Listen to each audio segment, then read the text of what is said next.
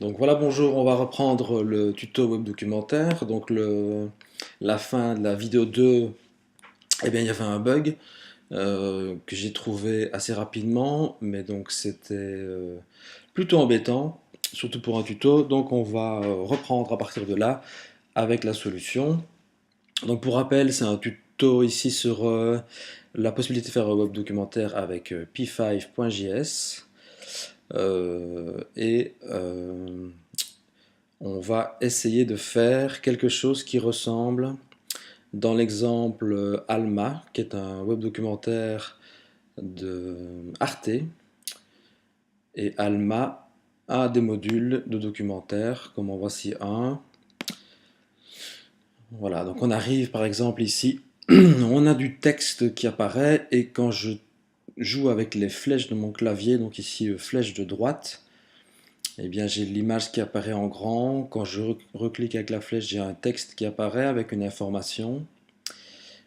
Et puis quand je reclique à droite, une nouvelle image. On a une nouvelle information avec une espèce de tâche qui permet d'amener du contraste. Voilà encore une autre possibilité.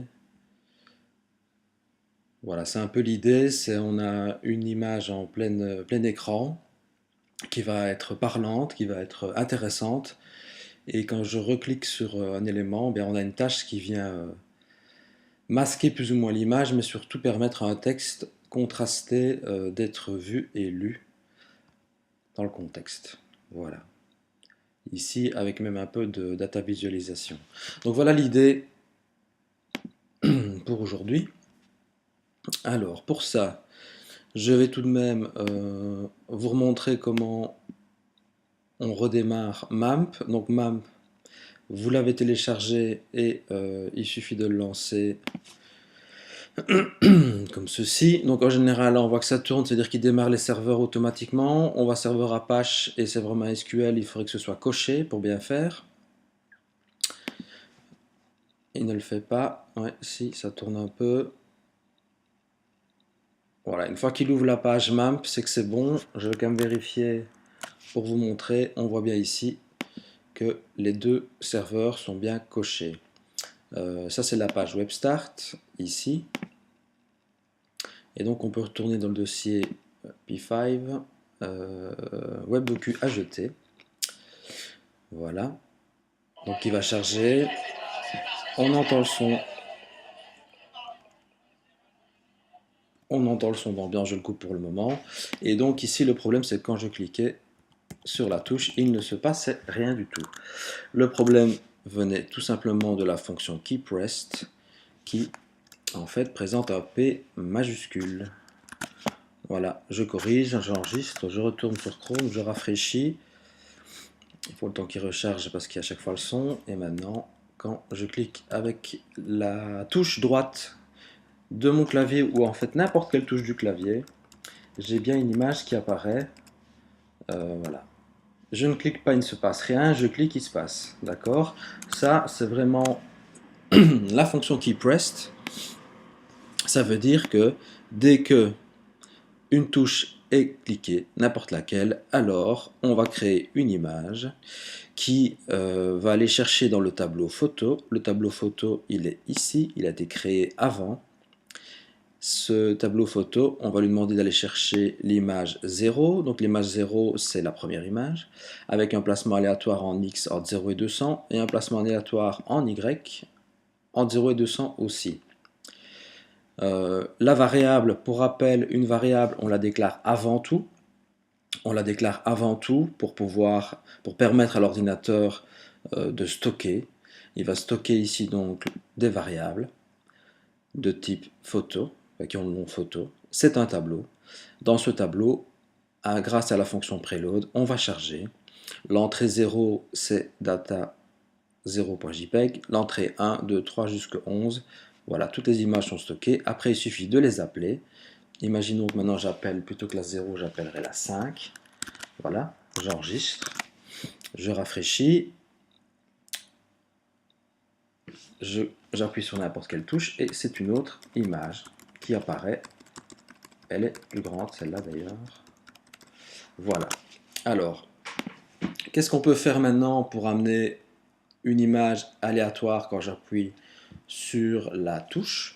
Donc ici, on continue à travailler avec le système aléatoire, donc le système random. Pourquoi? Ben parce qu'on a démarré dessus dans Processing au départ, donc ça reste ça reste l'élément le plus simple pour pouvoir afficher des éléments.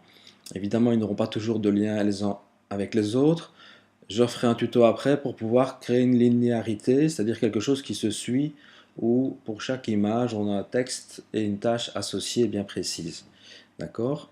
En attendant, ici, je vais lui demander un random. Donc, un random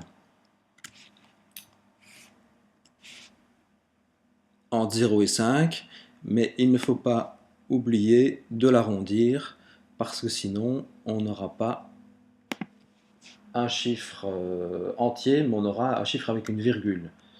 Donc pour ça, on va lui demander un round. Arrondis-moi ça. Round.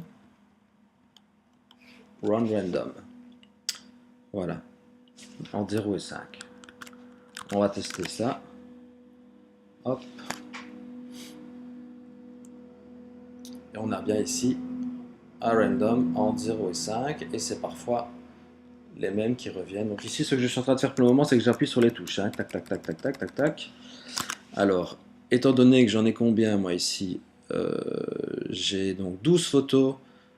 La première étant 0, la dernière étant 11. Eh bien, entre 0 et 11, il suffit que je change ici sur 11. Voilà. Et je vais avoir normalement la possibilité d'avoir toutes les images. Voilà. Toutes les images de mon dossier data image. Ok. Alors maintenant, elles se placent les unes un peu n'importe comment. Pour pouvoir les mettre proprement, on va lui demander de les mettre en X à 0. En Y, pareil, à 0. Et au niveau de la position, on va simplement lui forcer ce qu'on avait déjà donné ici. Donc dans Create Canva, on lui demande de prendre la largeur totale de la fenêtre, donc du navigateur, et la hauteur totale.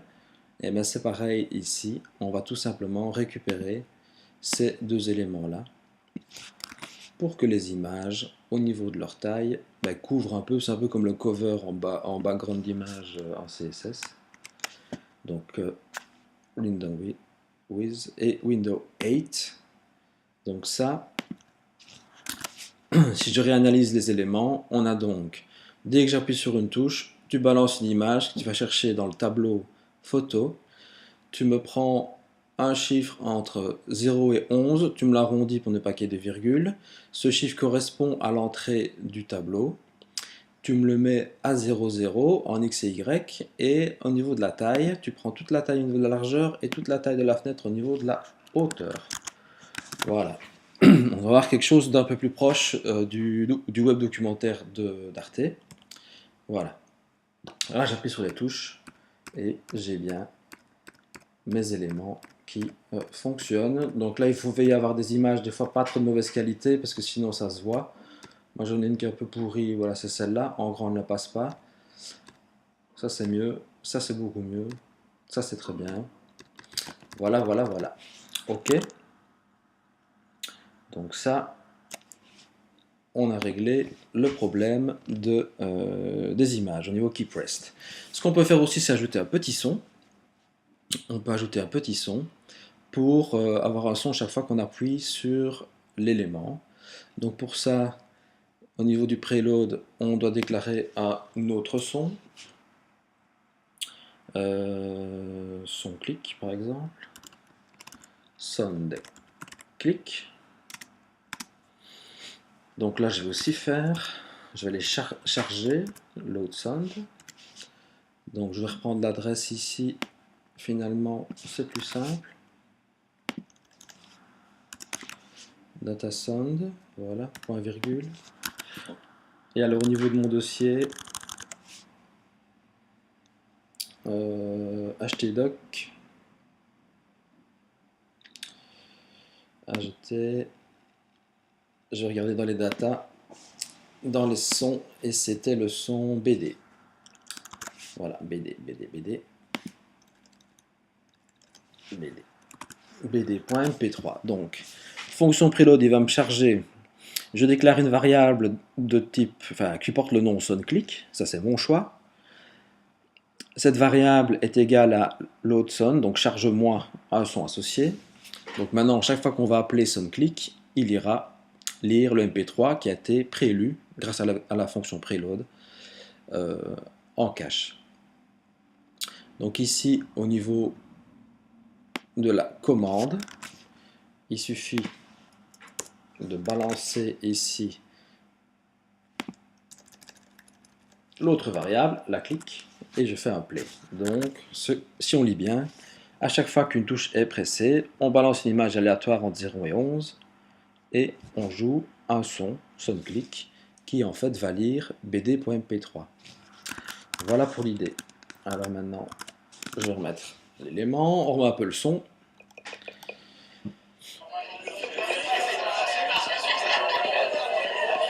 Voilà, et on a un petit son à chaque changement d'image. Alors on n'entend pas super bien à cause du son d'ambiance. Donc le son d'ambiance, on pourrait, pour le moment en tout cas, le désactiver. Comme ça je vais vous montrer un petit peu mieux l'élément. Je vais mettre à fond. Voilà, c'est léger mais c'est discret et on a un petit son à chaque touche de bouton. Au niveau de l'ergonomie, ça permet de rassurer l'internaute sur le fait qu'il y a bien une action qui est en cours. Voilà. Voilà pour cet élément-là. Et je vais terminer ici et je recommence avec la suite au niveau des tâches et au niveau du texte. Et on